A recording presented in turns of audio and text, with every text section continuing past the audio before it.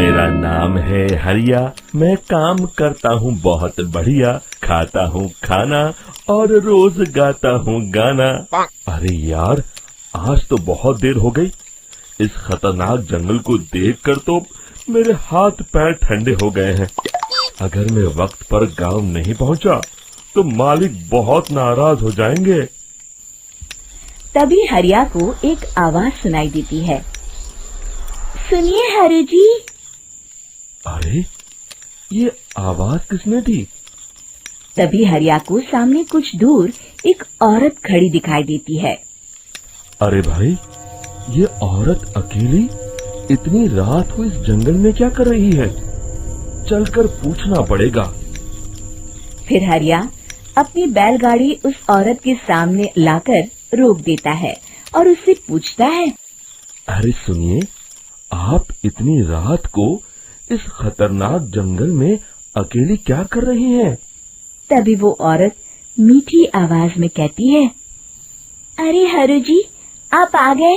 मैं कब से आपका इंतजार कर रही थी। वैसे तो यहाँ से काफी लोग गुजर चुके हैं, लेकिन मैं खास आपका इंतजार कर रही थी। अच्छा, तुम सच कह रही हो? मुझे तो यकीन नहीं हो रहा है। वो क्या है ना, आज तक किसी ने मुझसे इतने प्यार से बात नहीं की। हाँ हाँ हरु जी, मैं सच कह रही हूँ। अब देर मत करिए और जल्दी से मुझे मेरे घर तक छोड़ दीजिए। हाँ हाँ, कौन सी बड़ी बात है, अभी छोड़ देता हूँ। आप मेरे पीछे बैलगाड़ी में बैठ जाइए और मुझे रास्ता बताते चलिए। फिर वो औरत हरिया की बैलगाड़ी में बैठ जाती है और हरिया बैलगाड़ी हाँकता हुआ आगे चल पड़ता है। फिर उस औरत के बताए हुए रास्ते पर चलते चलते हरिया बैलगाड़ी लेकर एक काली गुफा के आगे आकर रुक जाता है। हरिया उस औरत से पूछता है, हाँ देवी जी, आपका घर कहाँ है? यहाँ तो एक गुफा के अलावा और कुछ नहीं है। तभी अचानक वो औरत हवा में उड़ने लगती है। देखते ही देखते उसका सुंदर रूप एक डरावनी चुड़ैल में बदल जाता है और वो जोर जोर से हंसती है। अरे तू तो एक नंबर का बेवकूफ निकला। तू तो बड़ी आसानी से मेरी बातों में आ गया। अरे मर गया रे, ये तो एक चुड़ैल है। हे भगवान बचा ले, ये तो बड़ी डरावनी दिखाई दे रही है। और फिर अगले ही पल हरिया की बैलगाड़ी में रखा सारा सामान हवा में उड़ता हुआ उस काली गुफा के अंदर चला जाता है और वो चुड़ैल भी उस गुफा के अंदर जाकर कहीं गायब हो जाती है। हरिया ये नजारा देख बुरी तरह घबरा और परेशान हो जाता है। अरे, ये चुड़ैल तो मेरा सारा सामान लेकर गुफा में गायब हो गई। अब क्या होगा?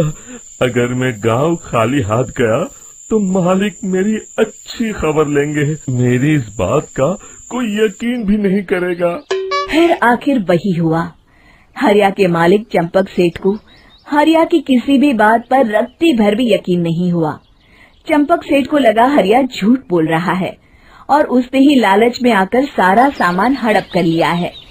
फिर हरिया को बेईमान समझकर चंपक सेठ उसे काम से निकाल देता है। अगले दिन अपनी दुकान में परेशान बैठा चंपक सेठ गुस्से में बड़बड़ाता है। अरे, दुकान में तो सामान बिल्कुल भी नहीं है। अब मुझे ही शहर जाकर सामान लाना होगा। फिर वो अपनी बैलगाड़ी लेकर शहर चला जाता है। शहर से सामान लेकर जब चंपक सेठ वापस गांव लौट रहा होता है, तभी उसे एक आवाज सुनाई देती है। चंपक जी, ओ चंपक जी। अरे, ये तो कोई मेरा नाम लेकर मुझे पुकार रहा है। फिर उस रास्ते में वही औरत खड़ी दिखाई देती है। फिर क्या था, हरिया की तरह चंपक सेठ भी उस औरत के पास अपनी बैलगाड़ी लेकर जाता है और वो भी उसकी चिकनी चुपड़ी बातों के मुंह जाल में फंस जाता है। फिर चुड़ैल उसे भी अपनी गुफा तक ले जाती है और उसका सारा सामान लेकर गुफा में गायब हो जाती है। बेचारा चंपक सेठ लाचार होकर खाली हाथ गांव लौट आता है। फिर ये उस जंगल में रोज की बात हो जाती है। जो कोई भी शहर से कुछ लेकर गांव की तरफ लौटता, वो चुड़ैल उसे बेवकूफ बनाकर उसका सारा सामान लेकर गुफा में गायब हो जाती। एक दिन हरिया एक लकड़हारे को उसी जंगल की तरफ जाते हुए देखता है। फिर हरिया उसे रोकते हुए कहता है, अरे भाई, क्यों अपनी मौत को दावत दे रहे हो?